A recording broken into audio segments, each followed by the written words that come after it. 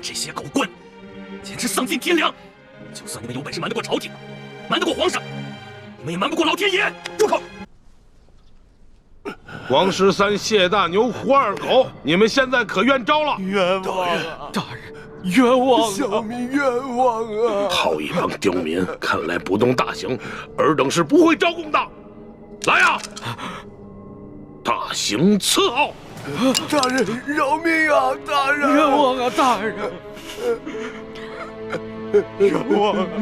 冤枉啊！大人，饶命啊！如今人证物证俱在，你们是抵不了赖的，还是老老实实的招认了吧，免得再受这皮肉之苦。大人，大人，老朽自打进了这个公堂，我就知道我不可能活着出去了。老朽经不起如此大刑，老朽冤招啊！大人，胡二狗、谢大牛，你们呢？小人冤枉啊！大人，王十三，你就先招吧。大人，我招。大人，老朽我实在是不知道该招些什么呀！好，你们3个人那是办不了翻墙入室、劫官银官粮的大事的。你们必然还有其他的同伙，而那些同伙也必定不是普通人。那些人应该是盘踞在牛角寨上的潜明余孽，才会如此的胆大包天，是不是啊？大人，大人，您说是就是吧？那你就将如何勾结牛角寨贼人的经过，如实的招来吧。这经过，大人，老朽年老昏聩，这经过我实在是记不清了，就以大人调查的为准吧。好，那么你再想想，你又是如何联系胡二狗和谢大牛，去给牛角寨的匪徒做接应的？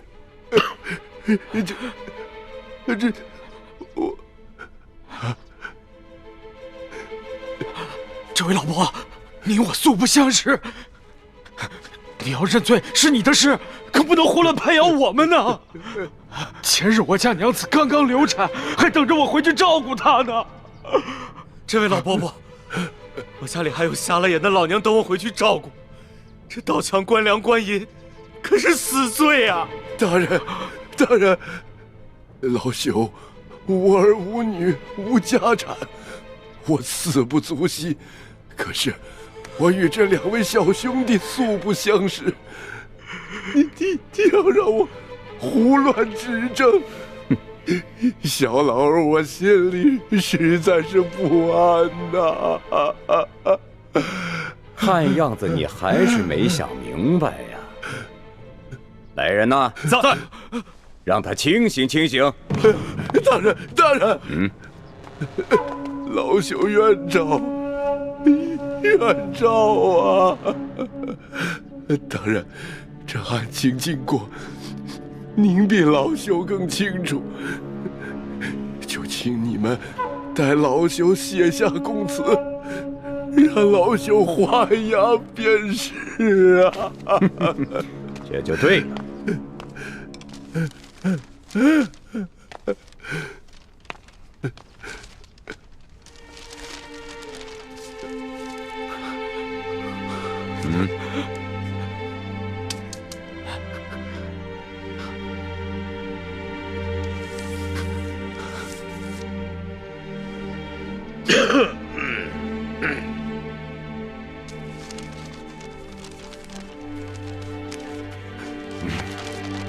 来人呐，在，把王13押下去。是。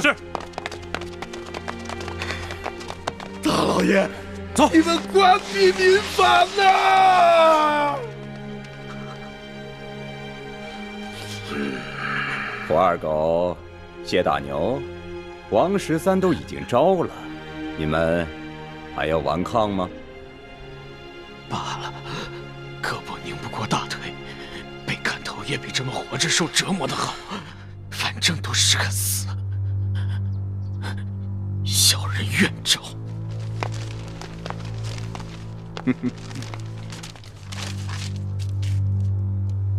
有劳大人状告小人娘子，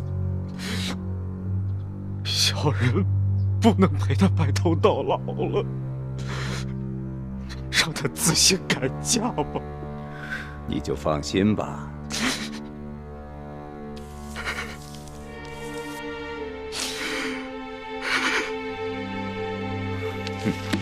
来人，在，把胡二狗带下去。是。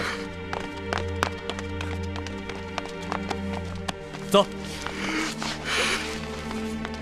哎呀，谢大牛，就剩下你一个人了，怎么着啊？你们这些狗官，简直丧尽天良！就算你们有本事瞒得过朝廷，瞒得过皇上，你们也瞒不过老天爷！住口！来人，在，把他的嘴给我塞上。是。慢着，贼什么嘴呀？他不是愿意骂吗？你让他骂。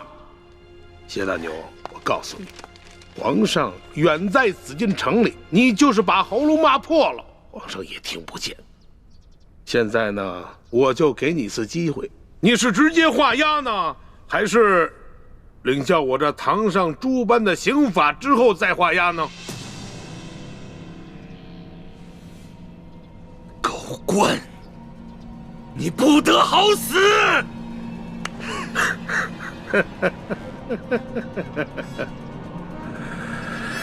动刑！慢着，不能动刑。刘大人，想不到如此一起惊天大案，你们居然是如此办理的，真是让本钦差大开眼界。龙大人，有些事情你是不知道的。此地民风向来是彪悍奸诈，这几个人装出一副可怜的模样，不过是想博取龙南的同情罢了。尤其是这个谢大牛，他爹曾是牛角寨上前明余孽中的一员，前2年刚被判了腰斩，而且那起案子就是谢大牛他娘亲自出手的。可是我实在没有想到啊，如今他谢大牛长大了，仍然与这牛角寨暗中勾结。当初我娘出手，害得我爹被腰斩。我一直以为我娘做得对，我爹就是个大逆不道的糊涂虫，他该死。可我如今才明白，是我娘错了，是我娘错了。这大清的天，简直比锅底还要黑呀！这百姓就该反！住口！住口！龙大人，你听见了吧？你看见了吧？此人果然是前明的余孽呀！他勾结山匪，打劫官府的库银。即便是他不招供，就冲他刚才那番说辞，本官也可以判他个斩立决！斩立决！刘大人，若不是你们软硬兼施，诱供逼供，这谢大牛又何至于恶言诅咒朝廷？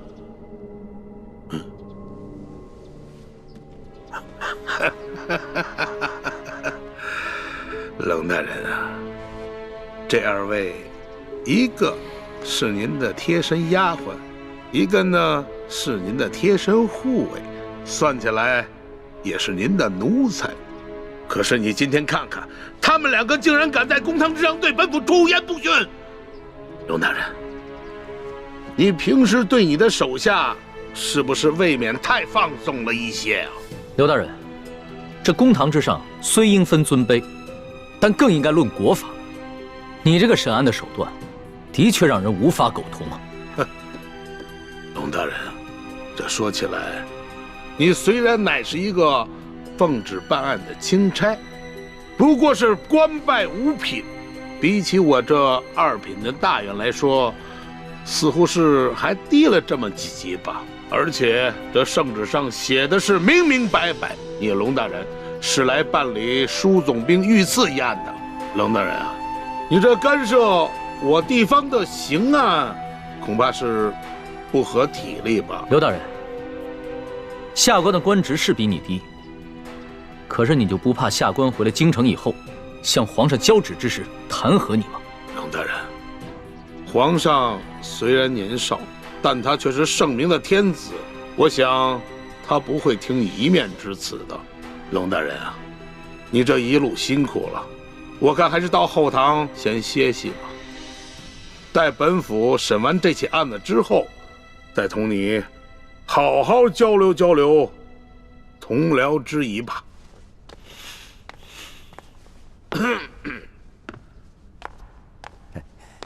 龙大人，请随下官到后堂歇息吧。慢着，你们可知我乃是？龙大人还有什么话要说吗？主子，要不然您把密旨拿出来给刘大人看看吧。密旨？对啊，皇上不是给您下了一道密旨吗？让您调查舒总兵一案之时，顺便督查一下山西赈灾情况以及地方官员官风吗？哎呀，龙大人啊，实在没有想到啊，龙大人身上还有皇上的密旨啊！不知皇上的密旨现在何处啊？可否让本府看一看？这密旨？这密旨啊，让奴婢小心翼翼地藏在行李箱里了。主子，要不然您随奴婢回去取一趟吧。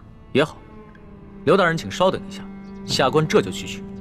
那个龙大人，是否让本府派一队兵士护送啊？不必了。李护卫，你接着替本官陪审，顺便提醒一下刘大人，不要滥用酷刑啊。卑职遵命。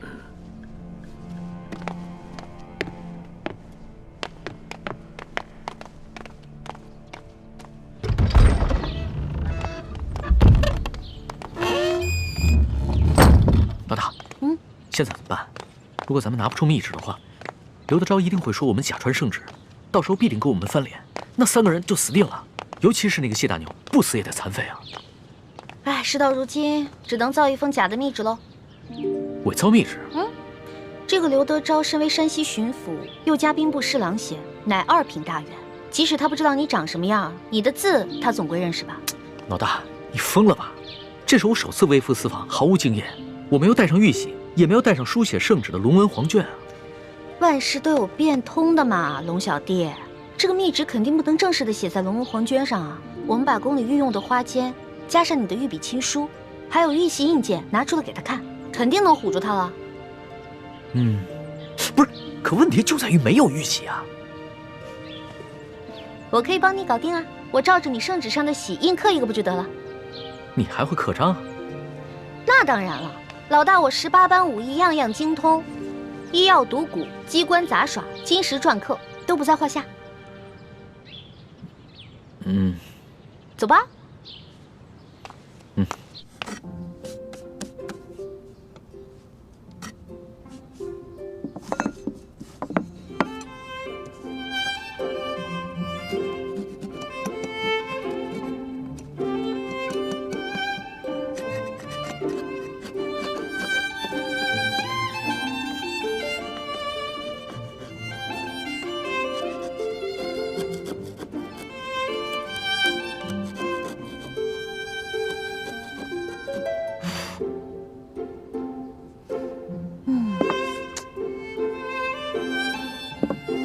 龙小弟，你看这样行吗？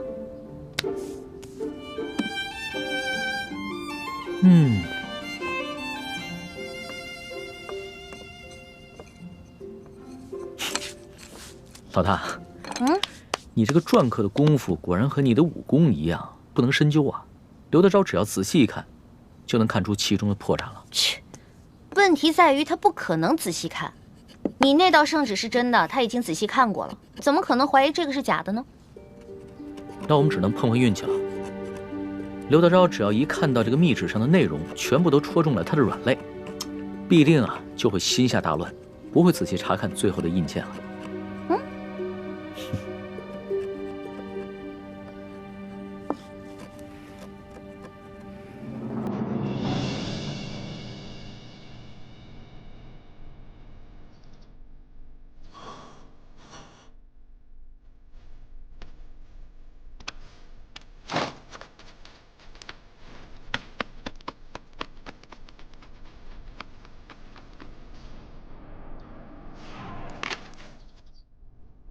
李护卫，不知你家大人和令妹何时会回来呀？我家大人回去以后还需要沐浴更衣，就麻烦刘大人和诸位大人要不先把这谢大牛押下去，等我家大人回来了再审。来啊，在，将这谢大牛先押下去。是。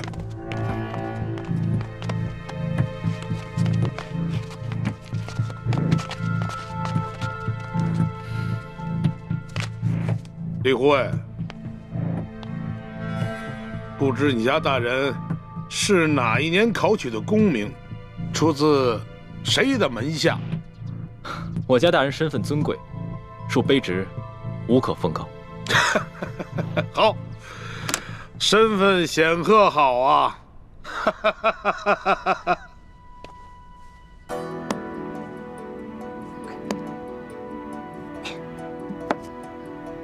哇，大功告成！龙小弟，怎么奖赏我？奖赏？伪造官印已是杀头的大罪，这伪造玉玺是要诛九族的。龙小弟，什么意思啊？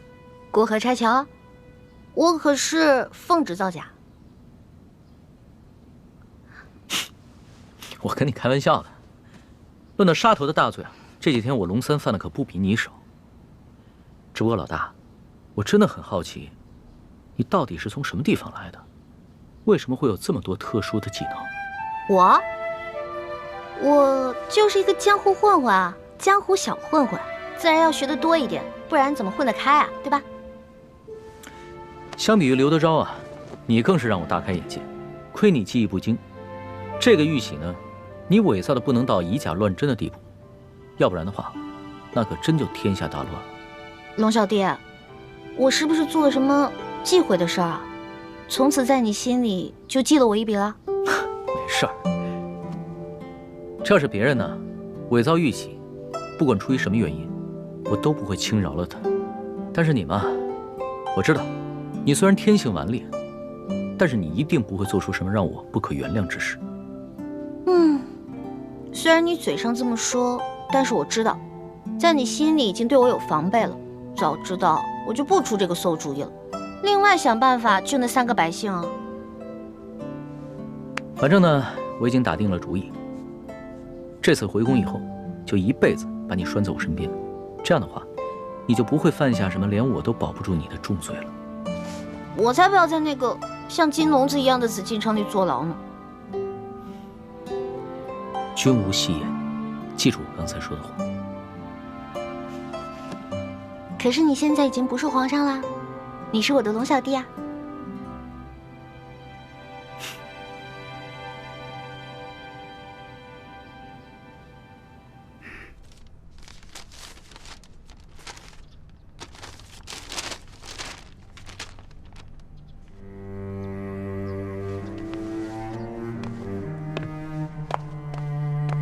李护卫，待会儿等你家大人回来之后，还请您在你家大人面前替我等多多美言几句啊！啊！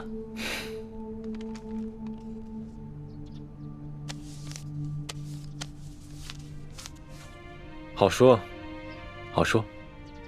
多谢。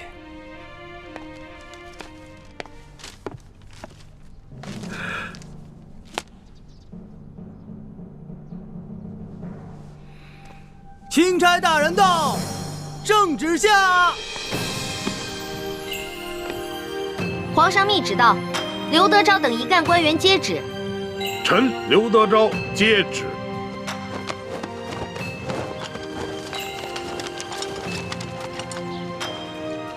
奉天承运，皇帝诏曰：卓龙3为钦差大臣，在查办舒总兵遇刺案之时，监督查访山西赈灾之详情，以及地方官员之官风政绩，如实禀报，不得有误。吾皇万岁万岁万万岁！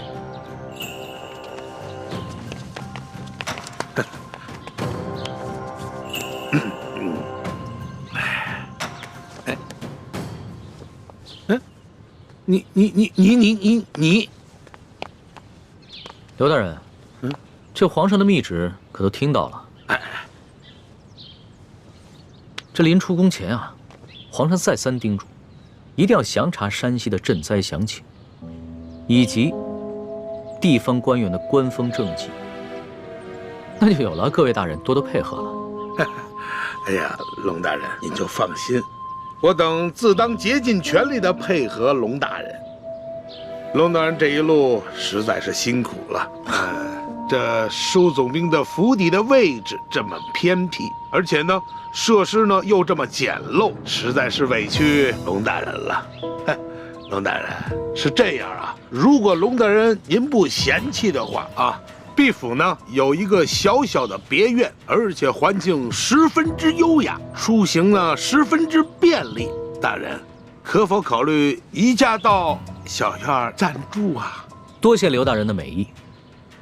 只不过啊，这皇上下旨让下官巡查当地的官风，你我不适合走得太近，只怕别人容易多说闲话，对你我都不利啊。哎呀，龙大人，你看你啊，自京城远道而来，那是翻山越岭啊，太辛苦龙大人了。你看啊，你既然到了这里，那怎么着也得让我们这些地方的同僚尽一尽地主之谊吧。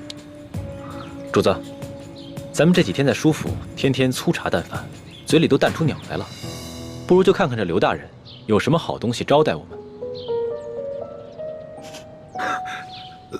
鸟的，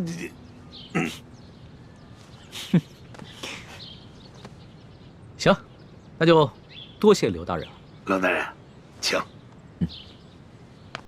请，请。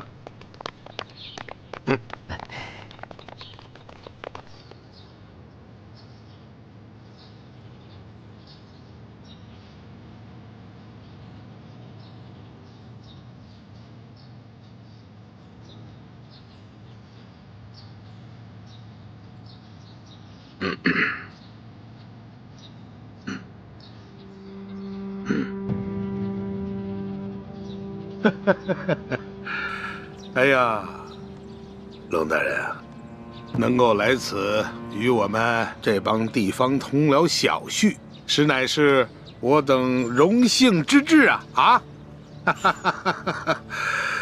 龙大人啊，咱们就别干看着了啊！这些呢，都是毕府的小厨做的一些家常小菜，不知可否合龙大人的胃口？来，龙大人尝尝，尝一尝。刘大人，哎，你这一桌佳肴，不见寻常的鸡鸭鱼肉，全是些难得的山珍海味。刘大人啊，你这家常小菜可比皇上御膳的规格还要高啊！龙大人说笑了啊，这是夸奖我啊。是这样，有菜不能没酒啊。来，龙大人，尝一尝，这可是来，自西域而来的葡萄酒，冰镇之后口感更佳。来，尝一尝。来，二位你们也随意。外面赤日炎炎，焦土千里，没想到刘大人府上还有这冰镇的葡萄美酒啊！不怕龙大人笑话，本府呢体胖怕热，故而呢在这家中多挖了几口冰窖，每到隆冬之时呢，就会大量的取些冰块，以度炎夏。刘大人，会享福。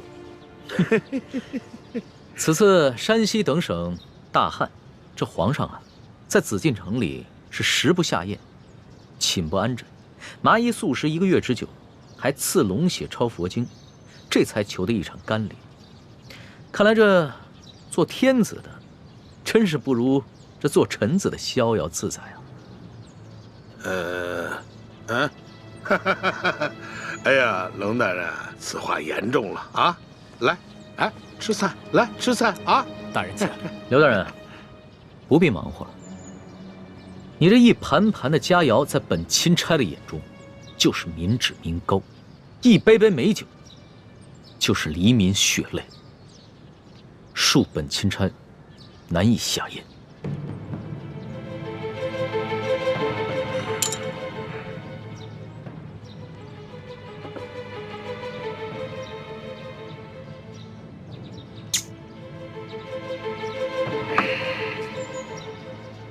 龙大人果然是忧国忧民呐，让我等十分惭愧啊！你有什么话，不妨直说，我等洗耳恭听。刘大人，咱们也不必拐弯抹角了。你我已算是心照不宣，我只要求刘大人做好3件事情。不知哪3件？第一，放了王13等人，还有那日你在你小舅子园外抓捕的那些灾民，全部无罪释放，并加以赔偿。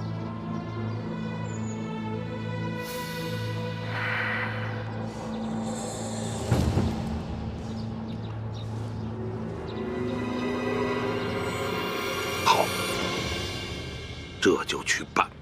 第二，把囤积的粮食全部发放给灾民。把那些借机哄抬粮价、大发国难财的奸商全部都抓起来，严惩不贷。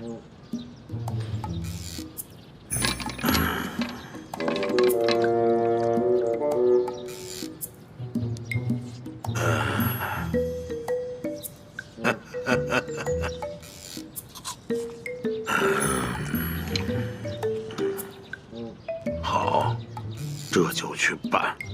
第三，交出赈灾银两的账目，并打开银库，让本钦差一一核查清楚。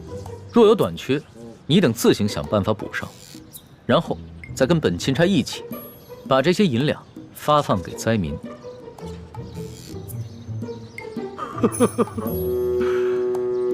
二位没觉得这个天儿格外的闷热吗？是啊，热得很。好啊，我这就调集人马，即刻就办。刘大人，你可不要敷衍本钦差啊！你们应该都清楚，眼下能否办好这3件事情，不仅关系到数十万灾民的生死，更关系到你等一干地方官员的前途和性命。本府明白。行，那本钦差就告辞了。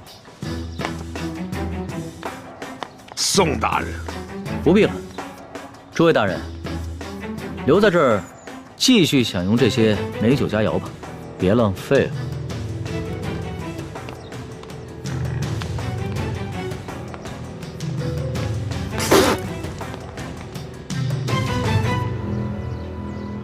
一环，你真是太不知天高地厚了，居然敢刻假玉玺！你知不知道，你这可是犯了帝王的大忌。虽然皇上表面上夸奖，但你知道他内心是怎么想的吗？我知道啊，我当时说完就感觉到了，他心里肯定不开心了。可是现在反悔也没办法了呀。叔父，一欢也是救人心切，他一向心性单纯，不明白帝王的复杂心思，现在埋怨他也没用了。本来就是啊，我以为我在帮他解围，而且是他让我刻的，谁知道会这样。朱哥哥，我是不是又办傻事了？是有点傻，但是我不怪你。我们本来就跟康熙势不两立，翻脸也是早晚的事情。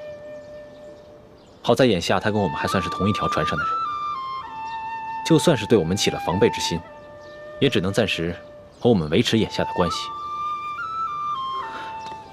你不必过于自责。从小到大你都这么包容我。哎，你呀，你呀，我早晚得死在你们两兄妹手里。唉，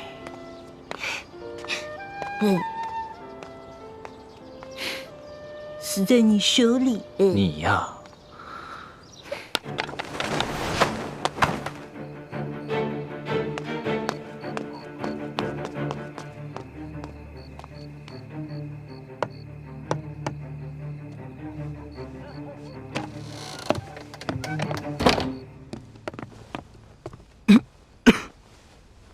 都是因为那夜我下手太重，要不我先用内力替你疗伤。多谢前辈，不必了。刘德昭一直怀疑他身边有了奸细，只是还没怀疑到我身上，所以我不能耽搁太久。是不是刘德昭他们又有新举动了？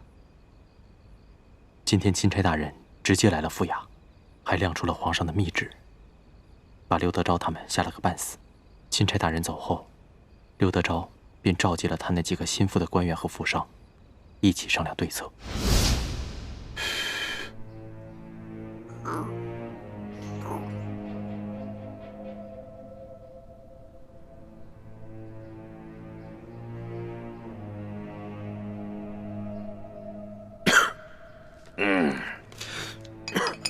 小官啊，你们几个脸上那个字儿还没洗干净啊？甭提了，也不知道那个姓艾的在墨汁里放了什么东西，我们搓了几天都搓不下去。是啊，混蛋！等我抓到了他，我非扒了他的皮。哼，坐着聊啊！都是我这些手下太饭桶了。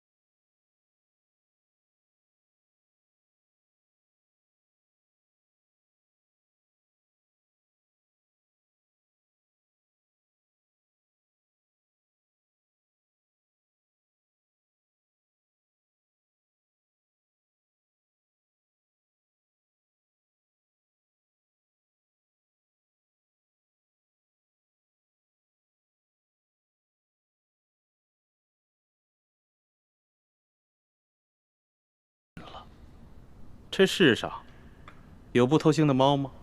甭管怎么样，咱们先备下重重的厚礼，探探他的底儿啊！哎，对，没准他眼下的假正经，就是为了将来狠捞一笔。哎，还有，我看那个龙大人年纪轻轻，血气方刚，正是干柴烈火的年龄。你们府中谁还有没开包的绝色美人？哈，也别藏着掖着了，赶紧贡献出来。等把这厮弄上了咱们的船，先渡过了眼下的难关再说。啊？有吗？没有。有吗？没有。你有吗？没有。我有。我府上啊，还真有这么一位美人，不但人长得美，性子温婉，而且弹得一手好琵琶。哎，姐夫，我原本可是要孝敬你的呀。你小子，哎呀，任这美人如何的貌美天仙，我现在已经没有这种心情了。也罢，让这个美人去试一试龙三。哎，秋官啊，记好了啊，一定要查清楚这个女子的身份，不要再给我添乱子了。你放心吧，姐夫，她呀是一个孤女，我发现的时候都快饿死了，是我收留了她。锦衣玉食养着她，现在对我是感恩戴德，让她陪陪钦差大人，不为过吧？哎，不为过，就是。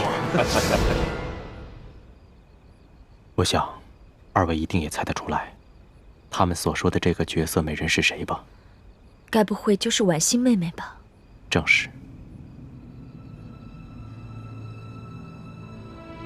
婉梅知道裘贵要把她送给刘德昭，她以为只要进了刘府见着我们便有机会私奔，所以这几日她在裘府不哭不闹，还假意奉承裘贵。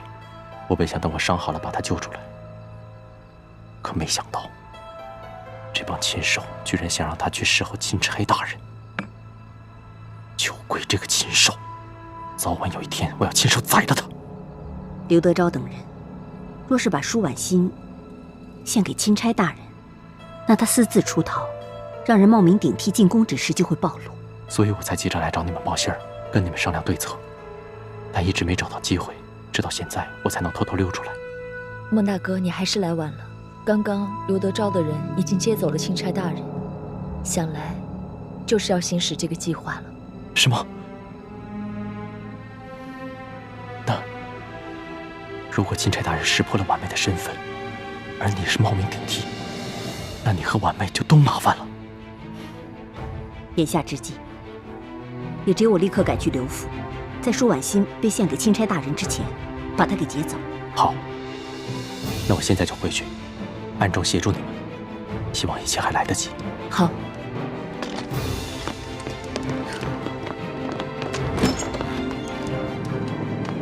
我走了。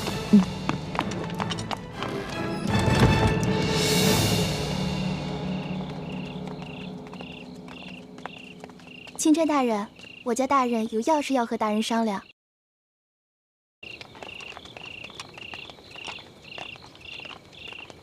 钦差大人，我家大人有要事要和大人商量，还请大人独自入厅，随行人员且留在厅外等候。那可不行，我是龙大人的贴身护卫，不能离开大人半步。哎，无妨。刘大人这么晚叫我过来，肯定是有好事，不会有什么危险的。你们就先在外面等着吧。哎，你那件背心穿了吗？主子，跟刘大人有事好好商量，千万别翻脸啊！你这么关心我？哎呀，我知道了，现在还不是翻脸的时候。大人这边走。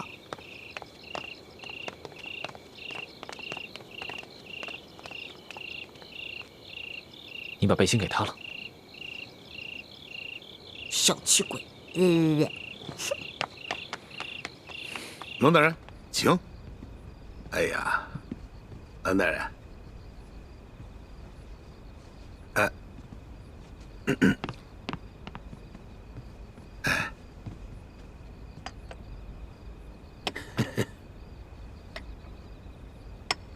赶紧赶紧。是。龙大人，来，坐。坐坐坐。刘大人，你这私人府邸用度之奢华，丝毫不逊于皇宫啊！龙大人实在是过奖了。这么晚把龙大人请过来，没有什么别的意思，就是想咱们聊一聊私房话，交一交朋友啊。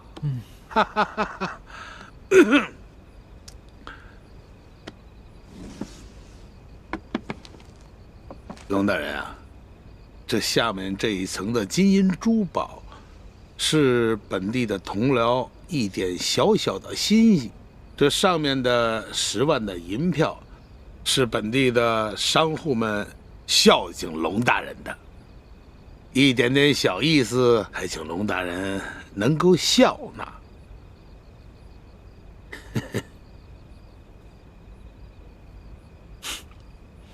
刘大人，这礼我暂且收下了。好。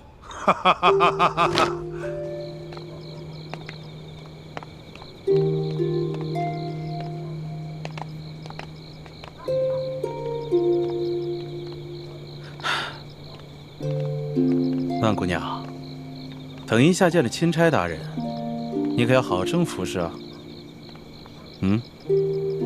是，裘老板。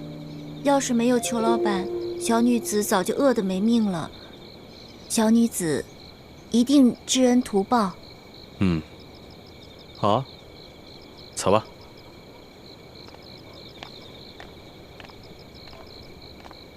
孟哥。哥哥，你在哪里？等会儿听到我的琵琶声，你可一定要来救我呀！这礼呢，我已经收下了。刘大人要是有什么话，不妨开门见山的说吧。这龙大人果然是个爽快之人呐。好，那我就说，我知道，龙大人呢，今天看我在堂上审这个案子，不是十分的满意，我心里知道。可是龙大人啊，你是误会本府了。我什么地方误会了刘大人了？这些个大街官府库银库粮的，乃是这牛角寨上前明的余孽。可惜呀，这个牛角寨是易守难攻啊，所以本府呢就抓了3个替罪之羊，在堂上呢对他们是有些枉法裁判了。这不是也是为了那牛角寨上的前明的余孽诱他们下山吗？好一招引蛇出洞啊！哎，但是刘大人，你这无凭无据，怎能断定这打劫银粮的就是牛角寨上的前明余孽？龙大人，你有所不知啊，打劫官府库银库粮的有20多个人，这20多个人，他们个个是武功高强，训练有素，非一般的盗匪可比啊！想来，在本府的辖区之内，也就是这些牛角寨上的前明的余孽有此实力。哦，原来如此。不过刘大人，单是为了剿匪，就冤枉3个无辜百姓，还滥施酷刑，这也有违大清律例吧？冷大人啊，本府这不是也是剿匪心切吗？使用了一些非常的手段跟策略。我知道啊，龙大人呢，你有些疑义，可是我不是也按照龙大人的吩咐把这3个百姓给放了吗？啊，还有前些日子在裘国的庄园抓了几个闹事的灾民，不是也一律都给放了吗？不瞒你说呀，本府还赔了不少的银两。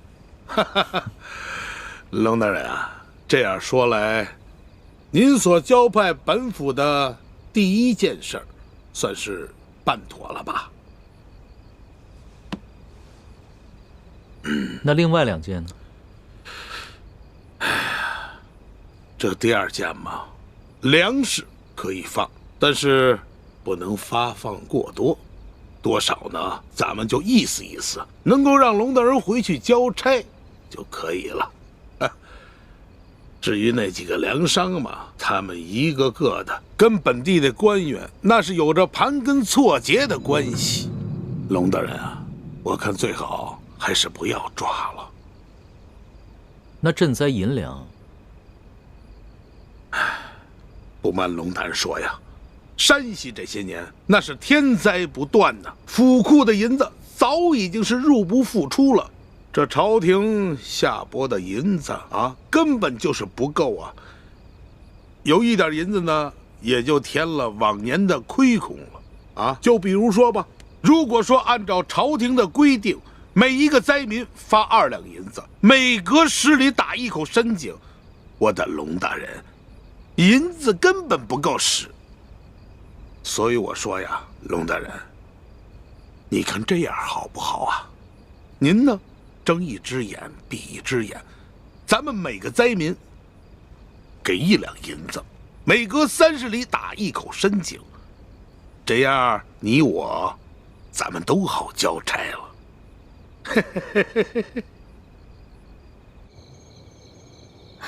朱哥哥，你说这刘德昭单独把龙小弟招进去，到底想干什么呀？还能干什么？肯定是利诱啊！这些蠢货，如果知道他们正在收买的钦差大人就是当今皇上，肯定会吓得屁滚尿流。嘘，那太好了，咱们可以用他们贿赂龙小弟的钱买粮食，然后分给灾民啊。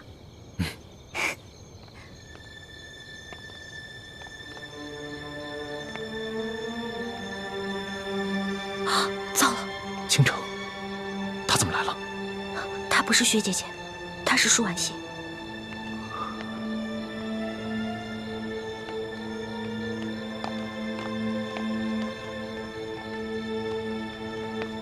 一姑娘，你怎么在这儿？你这几天怎么样啊？我挺好的，有劳一姑娘挂心了。你们不是那个外地客商的仆从吗？怎么会在这儿啊？啊，我们就是钦差大人的随从。啊？哎呦，那小的我真是有眼不识泰山了。前面的事儿，多有得罪啊！二位多担待。这位姑娘，在淮阳村的事儿，那是个误会啊，真的是误会。这位姑娘就是你们在淮阳村抢走的那位吧？哪能啊！万苏姑娘，那我一直是礼敬有加，半丁点我也不敢亏待呀。你要不信，你问她自己。哦，裘老板对我一直很好。那晚确实是一个误会。原来你叫万苏啊？万苏，舒婉欣。原来你是把名字倒过来说了。果然聪明。那万姑娘，你现在是？我现在，裘老板让我。是这么回事。巡抚大人呢，在里面呢。万姑娘弹得一手好琵琶，我就让她进府给巡抚大人弹几首小曲儿。二位，咱们回见啊。万姑娘，请。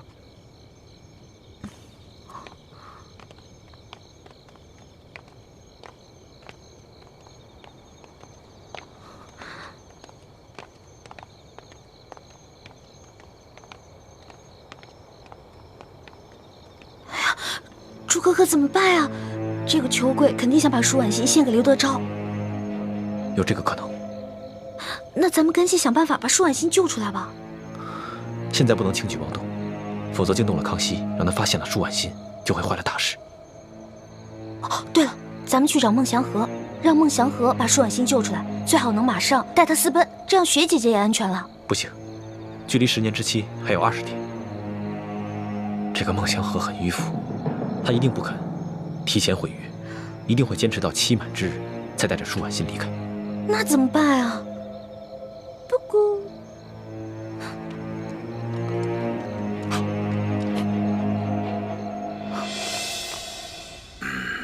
龙大人可否给一句话呀？刘大人，哎，你们做的每一件事情，都够得上杀头灭族的了。若你能及时悔改，方能有一线生机；若你还想着欺君罔上，那可真是无药可救了。龙大人的意思是不肯通融了。那些粮商可以暂且不动，但是粮食必须全部发放给灾民，亏欠的赈灾银两必须尽快补齐。每隔10里地打一口深井，是抗旱最有效的措施，千万不可敷衍。刘大人，言尽于此，你好自为之。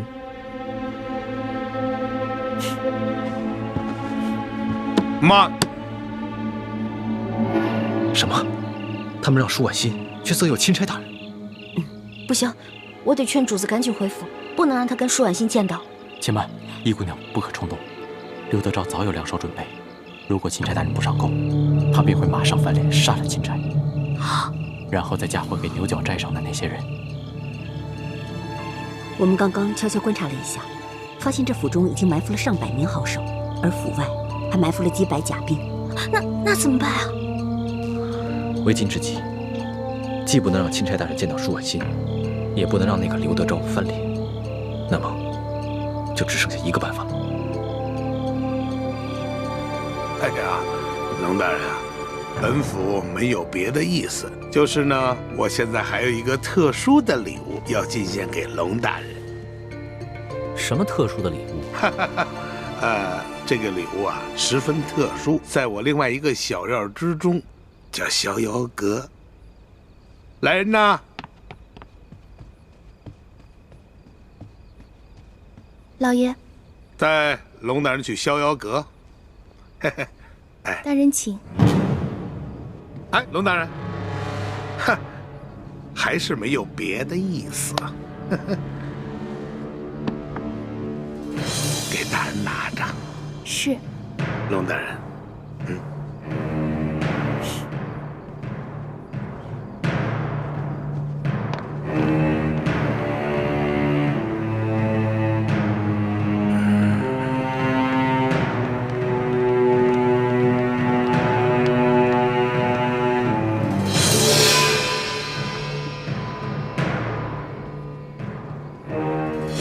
这个龙大人也太不讲规矩了，受了咱们那么多好处，还这么咄咄逼人。秋桂啊，看来下面就要指望你送的这个美人儿收服这个龙大人了。放心吧，老爷，弟弟这次挑的美人呐，可是绝色美人，就等着龙大人上钩了。只要咱们抓住了他的把柄，看他装什么假正经。可是就是怕他不咬钩啊！怕！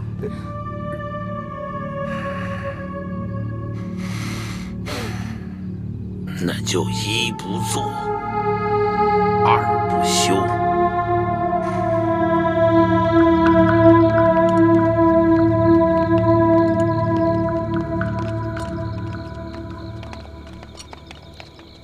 哎，易欢呢？啊，易欢晚上不知道吃坏了什么东西，我让他回蜀府了。你先去前面等我。是。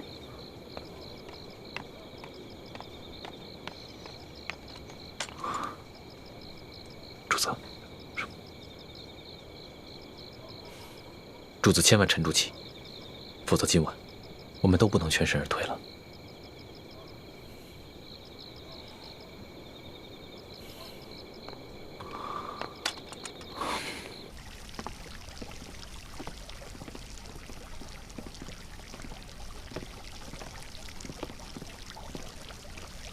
万姑娘，钦差大人随后就到，你可要小心伺候啊。放心吧，裘老板。如今小女子已经没有了依靠，也想着能讨钦差大人欢心，谋个出路。万姑娘色艺双绝，我相信钦差大人一定会对你动心的。你先准备一下。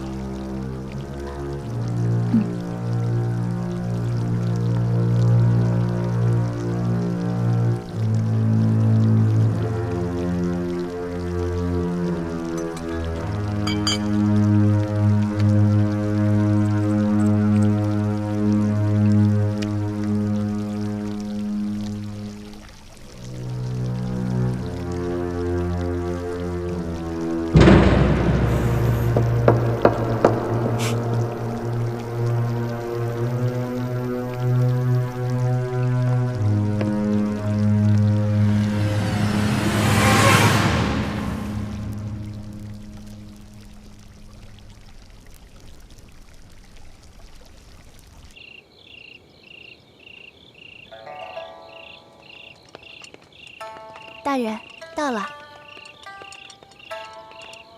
龙大人，这就是逍遥阁了。这逍遥阁建的还真是别致，这琵琶弹得更是动人。本官还从没听过这么美妙的曲子。这逍遥阁内的布置啊，更是别致。曾经有一位京城来的姓张的大人，他一连在阁内住了1个月，都不想出来了呢。这么说，这个逍遥阁是一个能让人乐不思蜀的温柔乡啊。我家大人为龙大人准备的礼物就在阁中，还请龙大人独自一人进屋领取。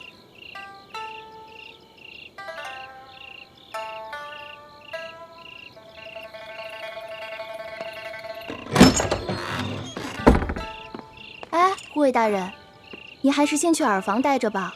这不到天亮啊，估计龙大人是不可能出来了。啊，对了，这是我家大人给龙大人的礼物，您先收好了。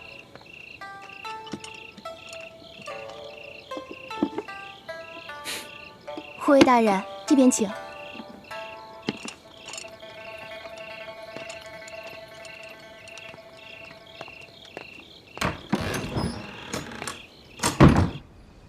什么？你是说这龙大人就是那一伙神秘的客商？没错。难怪我第一次见到他就觉得此人气宇不凡呢。杨参将跟他发生冲突，我还帮忙拦着来着。也就是说，这个杨八总是被这龙大人一伙所杀了，应该是错不了。其他人没这么大本事，更没这么大胆子。淮阳村那10余个不肯搬迁的刁民，也是被他们藏起来了。老爷，我看这个龙大人不怀好意呀。如果说我们连这美人计都失效的话，那看来我们只有是铤而走险了。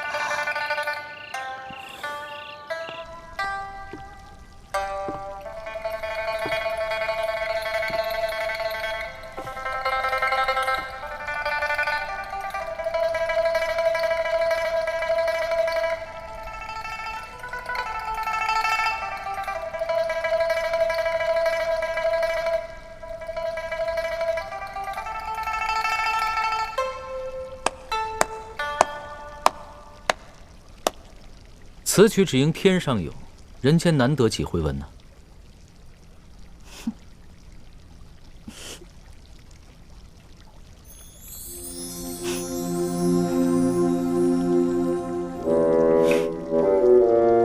老大，你怎么是你啊？怎么就不能是我呀？我是你老大，当然不能让你做美人计了。祥和，本来你就有伤在身，还未痊愈，本不想辛苦你。可是我看这龙三的护卫个个都是一把好手，一般的兵士不是他们的对手，所以大人放心，卑职的伤不碍事。有你在，我就放心了。一会儿呢，见势不妙，咱们立刻动手。祥和呀，你不要管别的，你就负责缠住那个李护。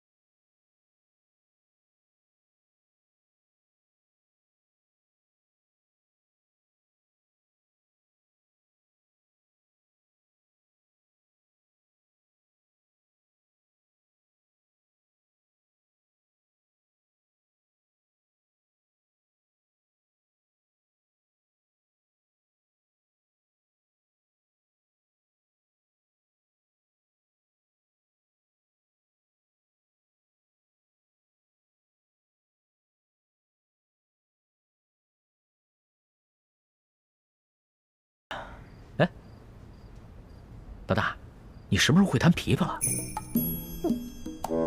我一直都会啊，我不光会弹琵琶，我还会弹琴呢。我知道你什么都会，可是你不说你什么都学而不精吗？你这琵琶弹的可比宫里的乐伎要好多了。我那是谦虚啊。那就给我弹一曲呗。再弹一曲啊？好啊。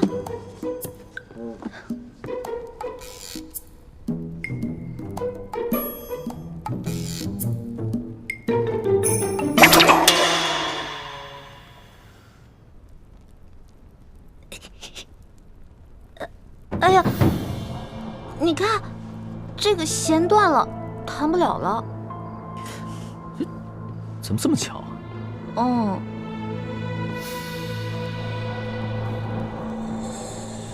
老大，那刘德昭给我准备的美人呢？别找了，被我迷晕了，藏起来了。藏哪儿去了？哎，刘德昭准备的一定是一个倾国倾城的大美女，你让我瞅瞅呗。不行不行，我不能让你见到她。为什么呀？老大，你是不是吃醋了？我怎么可能会吃醋呢？我知道，你平时就是个色狼，但这个时候你千万不能乱了分寸。你要是被色了，那你一世英名就被毁了。我怎么平时就是个色狼啊？我要真是色狼的话，早就把你给吃了。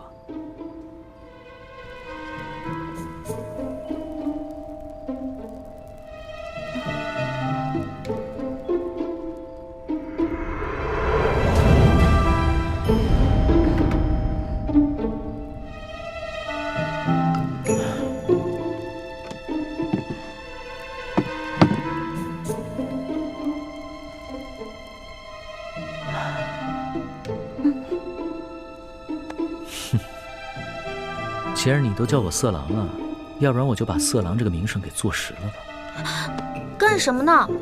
你这是咸猪手，不，咸龙爪，离我远点。什么？强效催情香？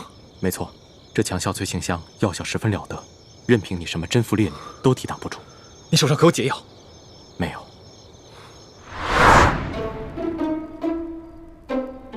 你干嘛这么色眯眯的看着我呀？我可警告你啊，从现在开始我们两个就只是聊聊天、吹吹牛，一直到早上，你就一脸满足的出去，然后我这边呢，再悄悄把美人弄醒，一切都万事大吉了，知道吗？一脸满足的出去，这聊聊天、吹吹牛，还怎么一脸满足啊？这我可演不出来。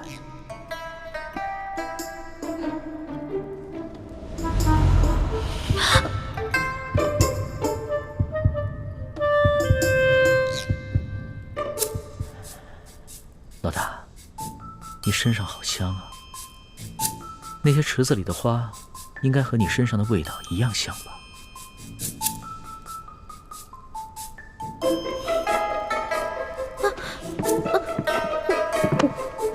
你干什么呀？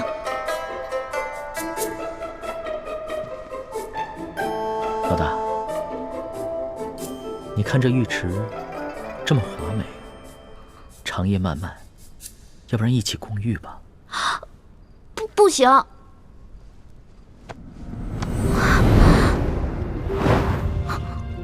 为什么不行？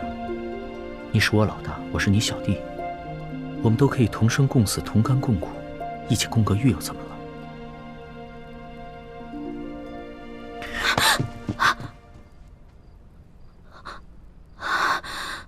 龙小弟，你干什么呀？外面都是人，如果看到的话，看到咱俩就完了。刘府里的人都已经避开了，没有人会发现。